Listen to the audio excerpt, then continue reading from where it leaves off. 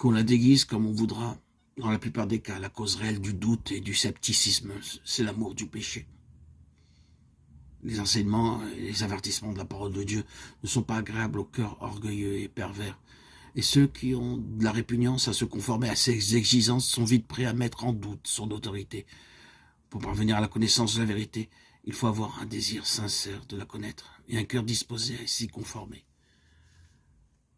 Ceux qui entreprennent l'étude de la Bible dans ces sentiments trouveront des preuves évidentes et nombreuses de son inspiration divine et saisiront ces vérités qui les rendront sages à salut. Jésus a dit, si quelqu'un veut faire la volonté de Dieu, il saura si ma doctrine est de Dieu ou si je parle de mon chef. Jean 7, 17. Au lieu de douter de ce que vous ne comprenez pas ou de discuter, suivez la lumière qui brille déjà sur votre sentier et vous recevrez davantage.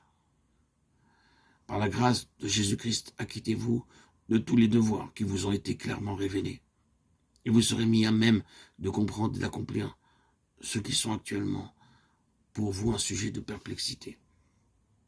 Il y a une catégorie de preuves accessibles aux plus ignorants comme aux plus savants. Ce sont celles de l'expérience.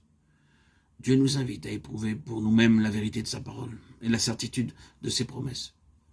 Il nous dit, sentez, voyez combien l'Éternel est bon. Psaume 34, 9. Au lieu de s'en tenir au témoignage d'autrui, il faut l'éprouver soi-même. Dieu dit, demandez et vous recevrez. Jean 16, 24. Ces promesses s'accompliront.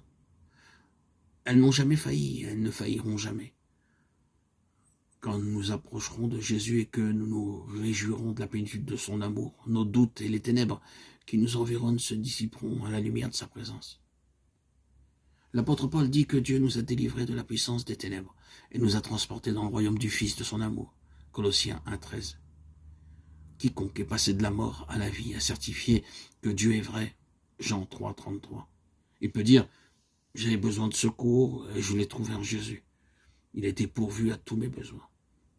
La fin de mon âme a été apaisée. Et maintenant, la Bible est pour moi la révélation de Jésus-Christ. Me demandez-vous pourquoi je crois en Jésus?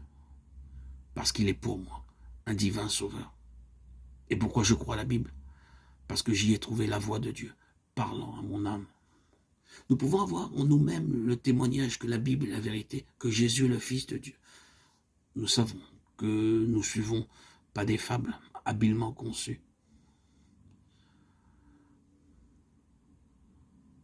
Gloire à Dieu au plus haut des cieux, et paix sur la terre aux hommes qui l'aiment. À toi, Seigneur, tout honneur, toute gloire pour les siècles des siècles.